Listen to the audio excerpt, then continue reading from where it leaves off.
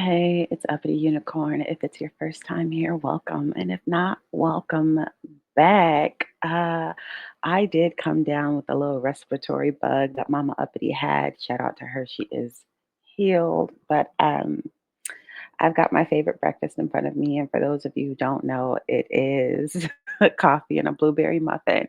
So before steak and eggs, before, you know, rice, eggs, and sausage before hell, cereal, anything. My favorite breakfast is a good old cream cheese blueberry muffin and coffee, preferably a cold coffee, like a nitro cold brew. But anyhow, this ain't about that. I want to talk to you about people calling foundational Black Americans Black Maga and Black ICE and encourage you on today not to allow that kind of trolling to push you off your square. Stand firm, FBA, in your convictions. Now, before I get there, I am a woman who was born and raised in Seattle, Washington. By way of the Great Migration, my ancestral lands are specifically in Louisiana, but also including, the Deep South, basically, southern states, from East Texas to North Carolina and all that's in between that area, right? But specifically, northern Louisiana, the cattle lands. Um, CADDO, cattle, not cattle, CATTLE. But being born and raised in Seattle, when I tell you I did not watch a lick of the Super Bowl, when I tell you I have not seen a lick of the halftime show with Bad Bunny, um, it's just incredible the effect that delineation is having on foundational Black Americans who are aware of it. We are playing zero games with these people. Something has come over us. And the last thing I want to see right now is somebody flaunt a bunch of flags that come to America and perform as anti-Black and perform as, the left hand of the oppressor. They come here, and I was listening to Donnie on Timeout, and he had a therapist on his show, and he was talking about trauma responses and how there are fight, flight, freeze, and fawn. And people know fight or flight. People are getting to know freeze, but they don't know anything about fawn, right? And a lot of this comes from, like a deer in headlights. Literally, the name of a fawn. The name fawn is that of a baby deer, but people fawn. That's bowing and scraping, right? That's when you get to accommodating and tap dancing and doing anything you can do to get the harm up off your back, right? And so we have all kinds of buffer classes of people from every nation that are ready to bow and scrape and to, be the left hand of white supremacy and to behave in an anti FBA manner. All over the diaspora, all over several countries. Really, the Indigenous Black American has no friends. You have no friends, you have no allies. You might know a few individuals, but as far as groups are concerned, there's really nobody you can trust but yourself. So you gotta take care of home. You gotta clean up home. You gotta clean up the gender war. You gotta clean up the broken homes and whatever else, right, that we have going on within our community that is a problem in and of itself. But that's saying a lot for me. People know my family is well. We were well connected to the Legion of Boom. So these Seahawks are relatively new, uh, or whatever. But when it comes to the Marshawn Lynches and the Richard Shermans and like, you know, the actual Legion of Boom, like they love my mom. My mom must have been at the Richard Sherman and his wife had an on location wedding, and my mom had a moment where, and one of my uncles, my mom's got a ton of brothers. My grandmother had 10 kids, which is normal in Louisiana at the time, like 10 to 15 kids. Um, my uncle had a hand in raising Richard's wife. So, my family was at the wedding and they were playing some kind of charade, some kind of guess who, and the word was too short. And my mom got her little self up there. She said, "What's my favorite word?" And I mean, just the whole team, just I mean, I fell in love in the moment with Mama Uppity. So I'm not Seahawk opposed, but I'm more of a Russell Wilson. Like that was my time. That was my heyday. And that is gone. All I care about in the NFL is those Sanders boys. All I care about. So on another Negro level, when it comes to how I've seen my nephews treated, when it comes to Shiloh and Shador, I'm just turned off. I have to see better for them. I have to see better for them or I'm not interested. So really what I spent my day doing is watching those two Aquarius boys turn 24 and 25. Shiloh and Shador were celebrating their birthday all over social media. And that's what I watched. I had a homie, Zane Good, was like, Uppity, is you uploading during the Super Bowl? Ain't them your people? I'm like, girl, delineation. Delineation will raise a nation. I'm telling you, I'm not interested. I'm not interested at the moment. Uh, Oftentimes, you have an issue where immigrants are brought to America in order to, Black Americans will fight for rights and fight for their place in society. And in order to give the appearance of giving us what we asked for, they'll bring in people who are our color from all different nations and give things to them. You have a lot of Black communities where, you know, Black folk can't barely get a $50 payday loan, to hold them from one paycheck to the next paycheck. But, you got Korean nail shops and Mexican grocers and whatever. It's like, how did y'all get that? And the thing is, the government, they can give them money and tell them, go make as much money as you can. And if y'all don't act right, we're kicking you out. We're sending you home. They can't do that with an Indigenous Black American because we are Indigenous. Just because we have African admixture does not mean we are not indigenous. We also have European admixture. That does not make us European. We are a primarily indigenous group of people. They can't deport us nowhere. And there's a lot of immigrants who are upset, refugees who are upset, asylum seekers who are upset about the fact that American Negroes cannot be deported. And that should be a red flag to you regarding where their heart is, like where the malintent that is there, the malintent that these people have for you and your people. I just listened to a white man say the other day, shout out to Black Americans for not performing as human shields and for catching the play. They see the play, they don't need a replay. They see what this is and they're minding their business. We are collectively in our homes. Indoors has always been my favorite place. Shout out to SpongeBob. Indoors, like indoors is my stuff. It's my joint. But when it comes to calling FBAs Black Maggot and Black Ice, I'm just really a Black Ice unit might not be all that bad. I kind of fancy Trump commissioning a Black Ice unit because, as far as I know, ICE is a good old boys club. There are Nazi Yahtzees who work for ICE. There are, you know, Ku Klux members who work for ICE. There are all kind of good old boys. Literally, there was a group called the Proud Boys. Like all these people work for ICE, and so they are anti-black as well. But I am not opposed to an enemy taking out an enemy. I'm not opposed to somebody who's opposed to me taking out somebody who is also opposed to me. At all. It's just a chess game. It's just a chess play. Whether or not you want to play the game is being played. But Roland Martin in specific was like, yeah, these Black Americans, you think you're going to get something siding with white people? And it's just like, us better than that. We're not the bootlickers. We're not the people who do that.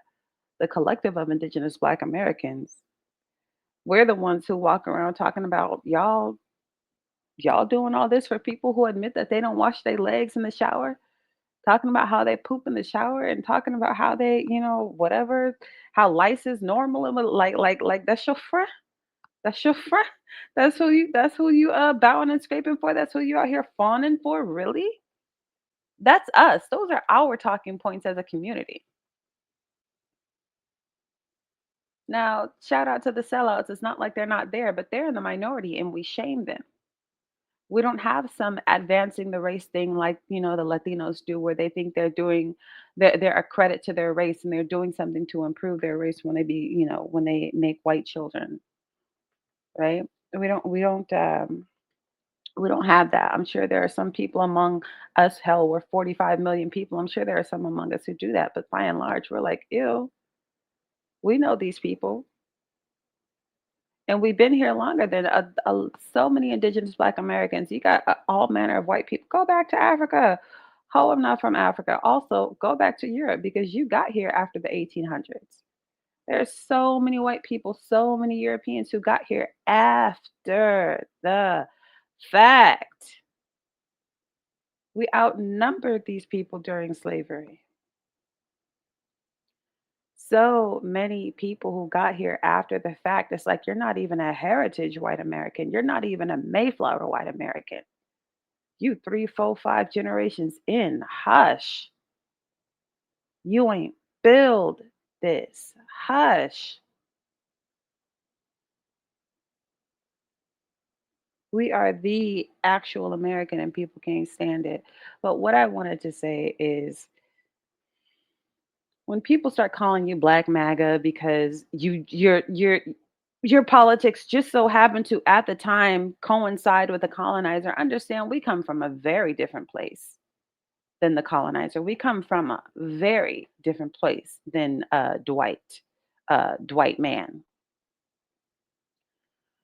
We're not saying to people eugenics. We're not saying to people we are, some kind of superior by merit of the sizes of your noses and skulls. We're not saying to people you were born inherently, beneath us. That's not our shtick.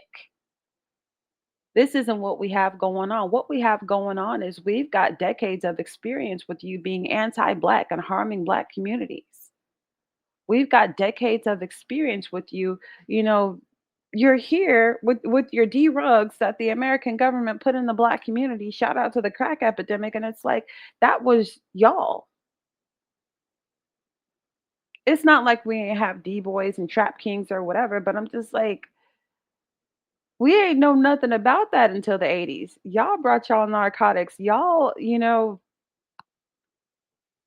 literally there was an official American government apology to the black community in the early 2000s for flooding our communities with crack. They did China like that too. They sent them boxes and boxes of opium and whatever else and had the people strung out. And that's when China said, never again. We can't trust these people. And China is by and large, I mean, hear me out because Chinese women low key have a reason to date out, but they date out more than people always say black men date out the most. But statistically speaking, if you want to make an educated contribution to a conversation, nobody dates interracially more than the Chinese woman. Not the Filipino woman, not the black man, not the all together. It is the Chinese woman. And when you think of the one child policies and what was done to the little girls, it makes, you got to empathize to some degree. These women are looking for power and after being incredibly disempowered. So, whatever, not trying to rap on them none. I'm just saying, the facts are the facts. But like, we don't have these because we accepted everybody. I remember the last Super Bowl that was, Latino inspired. I love Shakira. I love Shakira. I love that half Arab Colombian woman down. I mean, love her so bad. You know how you're such a fan of somebody, you take on their characteristics and people start calling you by their name. I remember in high school and undergrad, people would always call me Beyonce or Shakira. And I was always somewhere belly dancing or, choreographing some kind of, 1, 2 step out here. Shout out to Sierra, another Hawk fan with her husband, Russ, whatever, Russell Wilson. Um,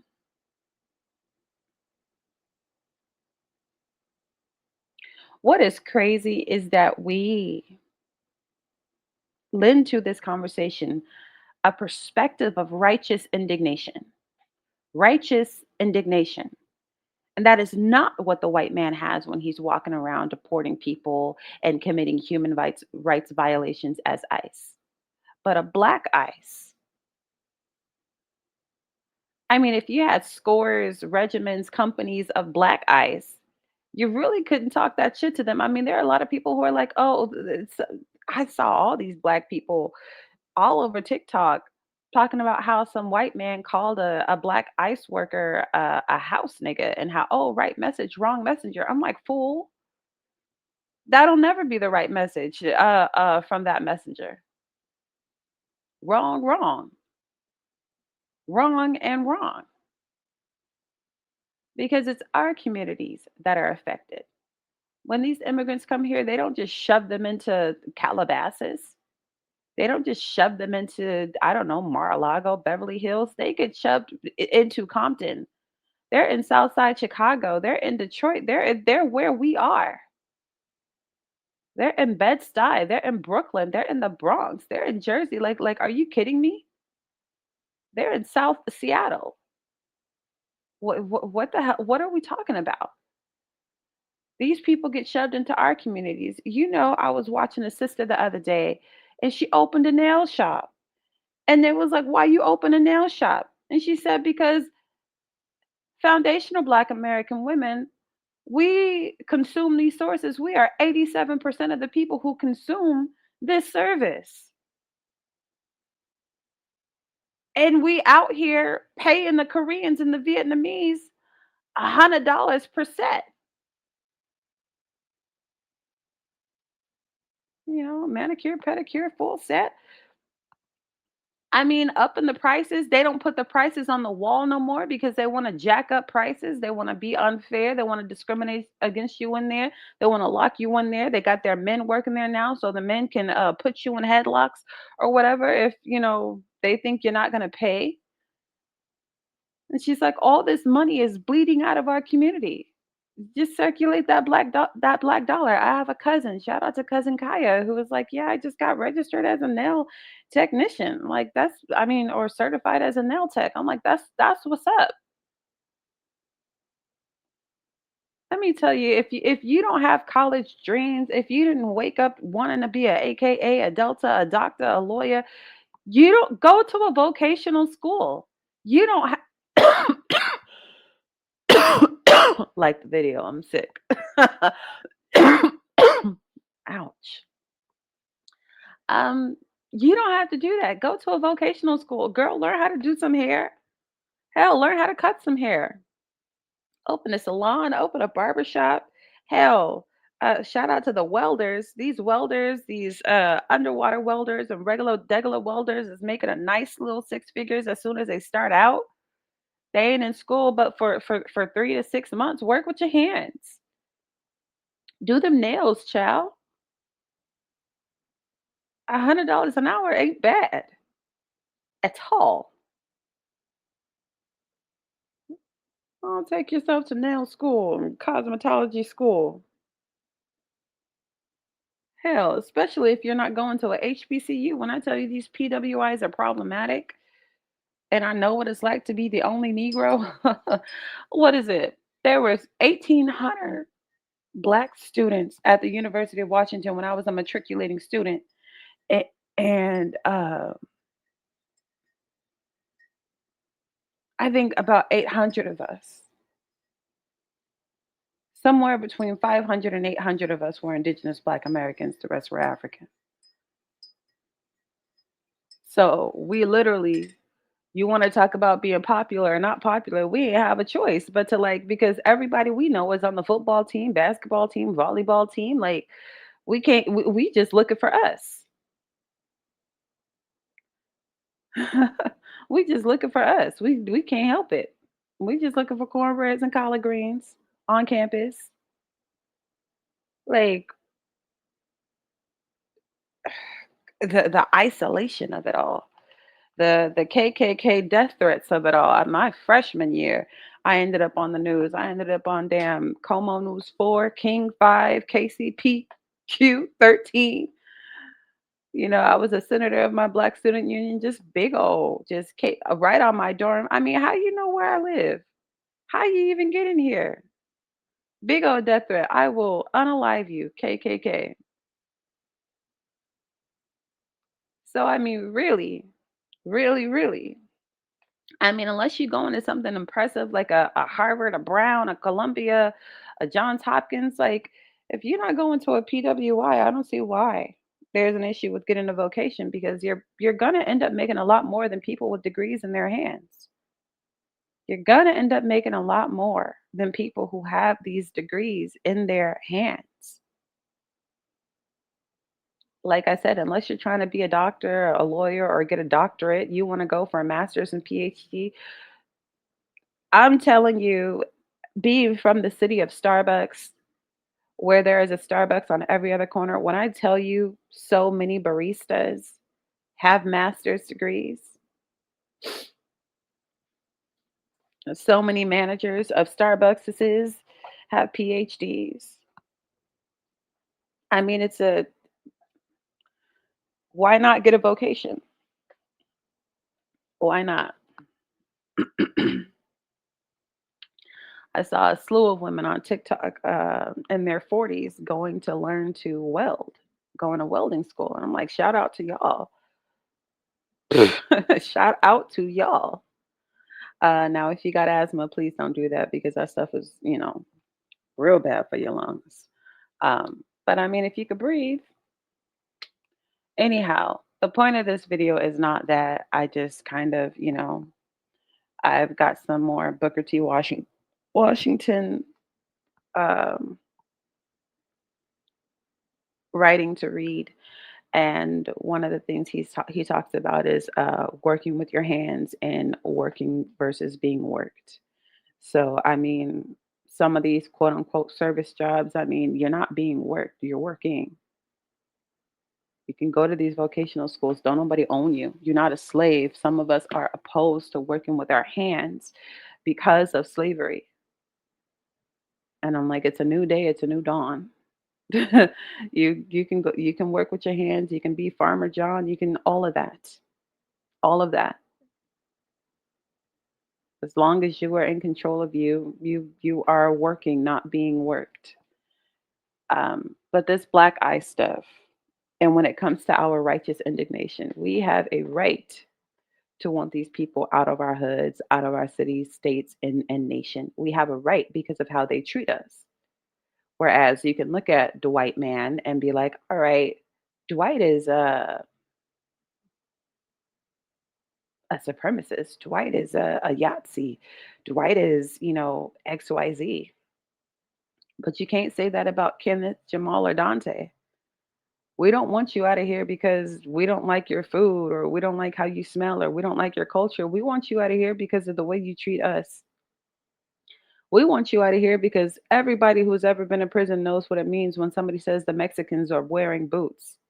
The Mexicans got on boots. They just have whole random days where they just eliminate Indigenous Black Americans. There was somebody who corrected me on my Compton narrative, and not necessarily corrected me, but just gave me more of a full scope idea. It wasn't just the Mexican gangs that ran Black Americans up out of Compton. Because if you go look at Compton now, right? I mean, straight out of Compton, tell them where you come from, city of Compton, right? Like we had all this stuff about Compton, and now Compton is arriba.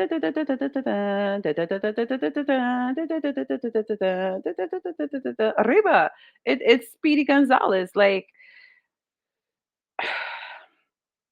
it wasn't just them, but the point is they were a part of it. They were a part of running black families up out of their house. They were a part of this pew pew, shoot 'em up, bang bang, get you out of there, bang gang gang gang.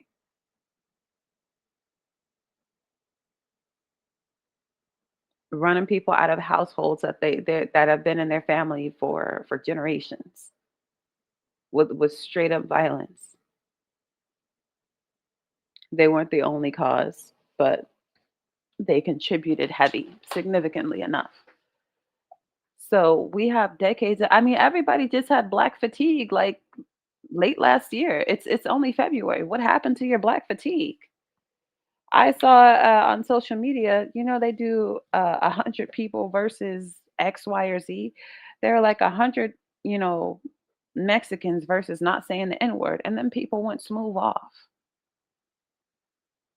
I mean, just Nigga, nigga, nigga, nigga, nigga, nigga on some Buster Rhymes type timing. It's like I can't even get you to stop degrading me with the N word. And you want me to play human shield for you? You think I don't want you about my face? I don't want to abuse you. I don't want to fight you. I don't want to harm you, your kids. I just want you about my face. Leave. I'm tired of you. I'm tired of your racism. I'm tired of your anti-blackness. I'm tired of how you treat these mixed kids around here when they daddy's just black and they in your family and all you can call them is, moranita.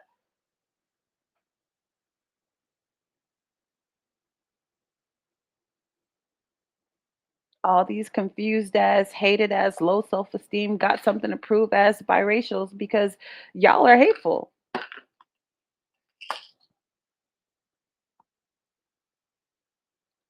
So we don't come from a place of supremacy. We don't come from a place of hatred. We come from a place of righteous indignation. It's how you treat us.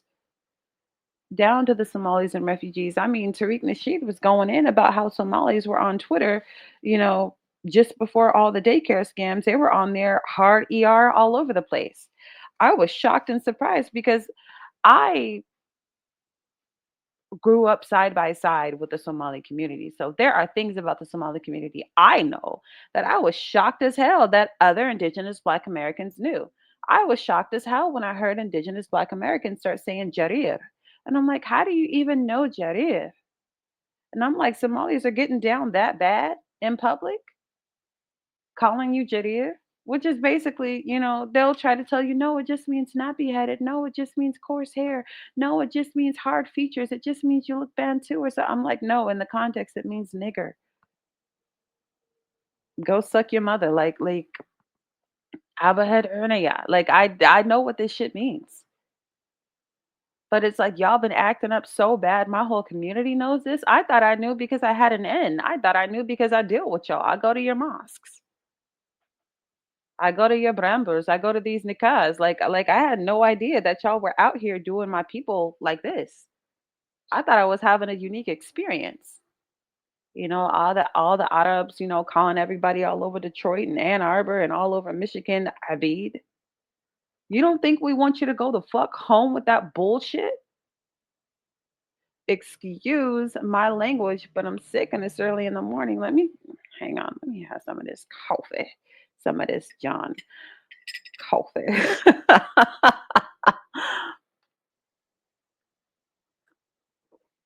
When I say there is nothing in my stomach, I mean there is nothing in my stomach. I'm gonna go ahead and have my breakfast. My coffee just got cold, girl. Um, this coffee cup I'm using, you guys have seen it before, or people have been subscribed for a while. It has my face on it. So when the cup is warm, it shows my face. And when it's cooling down, it turns black. So the cup is fading to black. So I gotta get out of here. But don't ever let people try to align you with white supremacy. Dear Indigenous Black American, you beautiful somebody, you have been the beacon of hope and light again, the singular beacon of light and hope and resistance against white supremacy. That is your legacy, and the rest of the world had to learn from you how to resist these people. You go look at all these struggles in the 1900s and the 20th century, and they're all quoting your people. They're all quoting your people and their resistance. The Steve Bikos and Nelson Mandelas of South Africa, they were all quoting Malcolm X and Dr. King. I mean, down to, Tibet, a bunch of different Asian countries, a bunch of hell. Like it's you. So don't let these people try to gaslight you into like that's not even our culture. It's nowhere part of Black American culture. Literally, black is beautiful. It's a saying we created, not Africans. Not Africans. And we had them Africans so lit after we was talking about black is beautiful. In the 60s, they was out there in their mini skirts and afros trying to look like, act like, walk like, talk like us. It's like that hairstyle ain't even part of your culture. But you want to say it loud like James Brown, I'm black and I'm proud. It's like we infused you with pride based on our own. but you come here and you dog us out. Go home. I tell people all the time, like I've been, I've worked and lived in Saudi Arabia, and the Saudis got some stuff with them. Like they got some things going on in their community that is hard. And I won't say too much, but you know how the little years and years ago they snatching up your people, trying to what is it? They breaking in your windows, snatching your people up, trying to rape them. So y'all need to hide your kids, hide your wife, hide your kids, hide your wife, and hide your husband too, because they raping everybody out here. Like, you might not need to hide your wife or your daughter, but in Saudi Arabia, you're gonna have to hide that son. If he's between the ages of 5 and 15, you might have to hide your son. But I'm telling you, when I was in Saudi Arabia, when I was in Medina Munawara, when I was in Riyadh, when I was in Jeddah, when I was in Mecca, like there was no way I was going to diss the natives. When I was in Qatar, when I was in Doha, Qatar, there was no way I was gonna start disrespecting these Qataris. This is your land. I am a guest. I know how to behave as a guest. I know how to carry myself with my manners and like just just southern upbringing, just shit you should know when you're a guest in somebody's home. And people have no, like, it's like they have no act right when they come into our home. And they want to endear themselves to these supremacists. And it's just like we were here before them. Well, nobody's native to America, but these Native Americans, we were here before these Siberians too. Admixture be damned. We know where we come from. It's not our fault that you got a public school education and they lied to you like they lied to us and everybody else. That you got this McGraw-Hill and McMillan education, owned by the family of goddamn Ghislaine Maxwell and these Epstein issued whatevers, these photo these Epstein files are crazy. When you learn so much of this school photography, these photographers who come out to these schools, if you don't hire an independent photographer, these pictures be owned by people who touch and eat the babies. God help. Right? We not on their type of timing. We never have been. We don't want you out of here because of some great replacement theory and we think you're taking it. We want you out of here because you're disrespectful. You're rebel rousers. You cause too much trouble in our communities. You antagonize our people on our own land.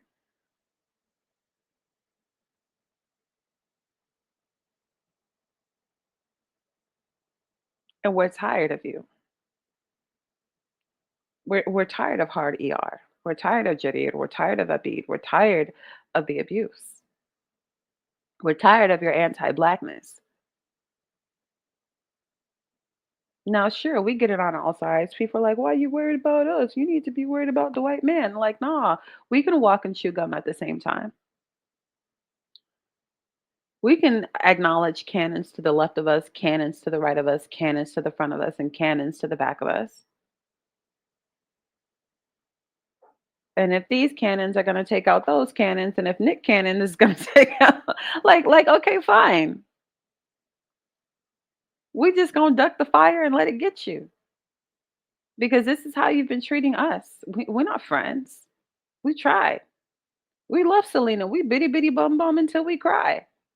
We tried with you, right? We raised J Lo back when it was just hey ho, but before it was J Lo and it was just hey ho, fly girl, come up here and bounce around like we tried with you. Fat Joe, Big Pun, we let y'all all into the game, promoted y'all, exalted y'all, tried to befriend y'all, and after decades of trying with you, this is who you are.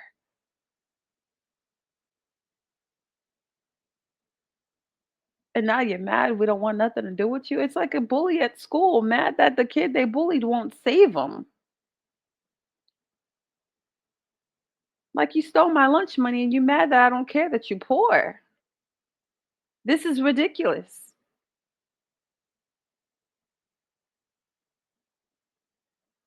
It's ridiculous that people will not own their nonsense. It's ridiculous that the African diaspora, these Caribbeans and Africans, won't own.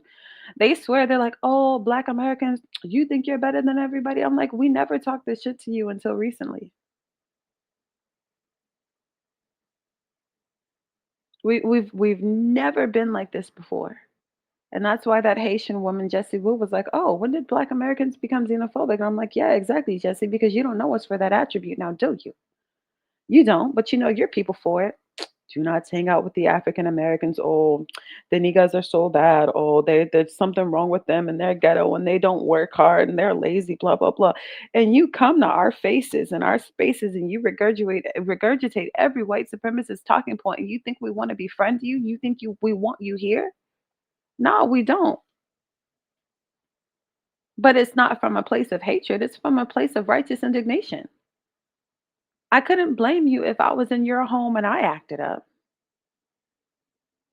If I was acting up in Kenya, because this is what a lot of missionaries do, right? A lot of these Caucasoid missionaries, they go to Kenya and they go wherever and they go and they touch the kids. Now I think on some Tony Braxton that they should never breathe again, you know.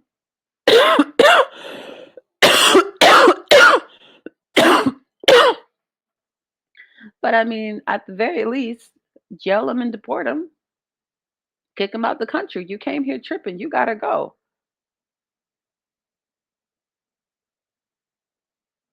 That's how it goes. Deportation is not oppression. Now, don't get me wrong, there are all kind of human rights violations that ICE is guilty of. And it's harrowing. But I mean, this is another Tuesday for Indigenous Black Americans, respectfully. I saw a white woman post something. Can we please go back to regular police brutality? Show us how you really feel.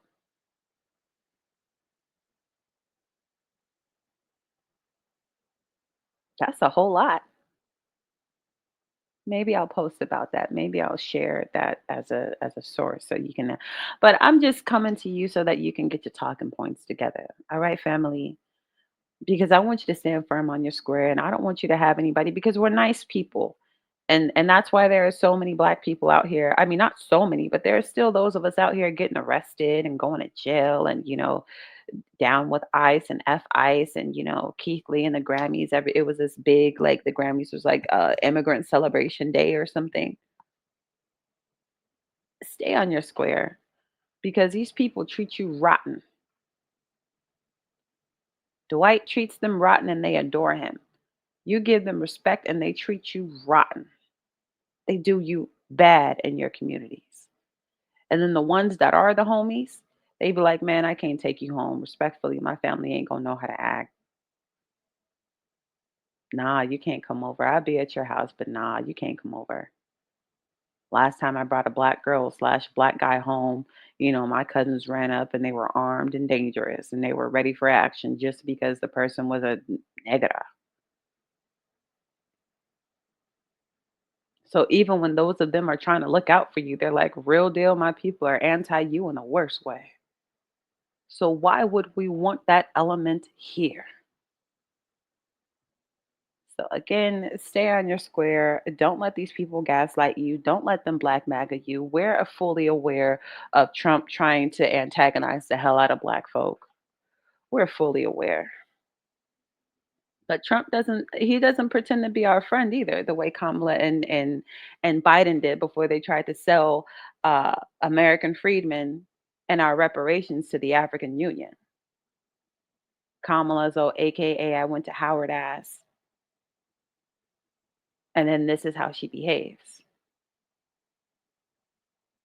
Hell, I mean that's a tether of the worst order. I'm like, your mother is Indian and your daddy's Jamaican. You not know Indigenous Black American. You're not FBA. And we really, at this time, we don't need to be voting for anybody who's not FBA or doesn't have an FBA agenda. But when Trump says these people want to invest in immigrants and I want to invest in the Black American community, you're like, all right, listen, Mr. President, you don't got to be a saint to do something that works for us. Which president do you know was a saint? You cast the first president, cast the first stone. Which one of these guys was an angel? Which one of these guys was of just reputable moral character? And you can do the Barack Obama thing all you want to. You can do the Barack Obama thing all you want to. But I tell you what, Mark Lamont Hill can't get nowhere close to him because he called him a war criminal with a ton of proof. That Obama ain't do nothing for an indigenous Black American, but dap us up, kiss our babies, and hug our aunties. That's it. That's all. Extrajudicial unalivings, Anwar al-Awlaki, who was an American citizen born in New Mexico, blew him to smithereens without due process. Without due process.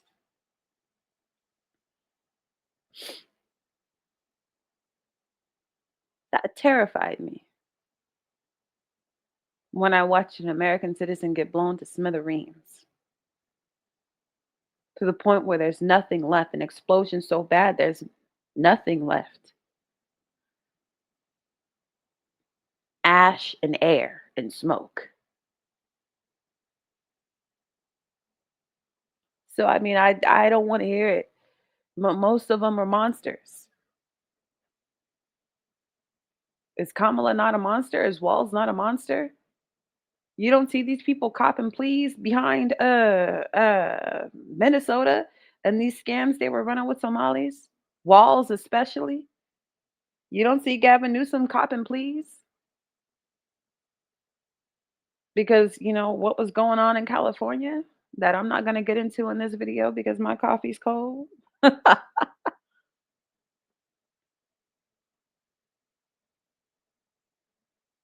People who tend to get to that rank in American politics, they tend to have bodies on their belt. They do. And it don't mean I love you. It don't mean I think that you should grab them by the pussycat dolls. It doesn't mean none of that. It doesn't mean I support whatever you did or didn't do to your daughter Ivanka. But if something is going to benefit my people, I have my mind on my people and my people on my mind.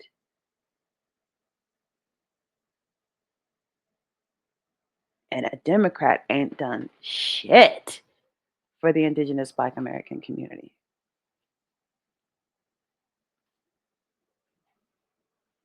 Not for the last 50 years. So I don't want to hear it. So again, beloved, stand on your square. You're not coming from a white place. You're coming from a place of righteous indignation. These people have dogged us in our own backyard, in our own nation, from which we cannot. There are more white Americans who can be deported than, I mean, you can't put us nowhere because it's really our land. And that's what's coming out of the woodworks. That's what's falling out of the air. That's the great big secret that is. I remember Trump went viral for saying, these don't look like any Indians I've ever seen. They sure don't look Indian to me. And that's why a lot of these Native Americans, they won't let you call them Indian because they know. Why do you think that lady name is India Ari? You think she just pulled that out of thin air? You think she pulled that from the subcontinent? You think she pulled that from Sri Lanka?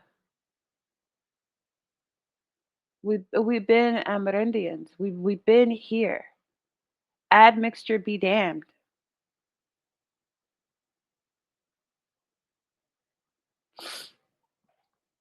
I got to go, but stay on your square. Uppity and I'm out of here.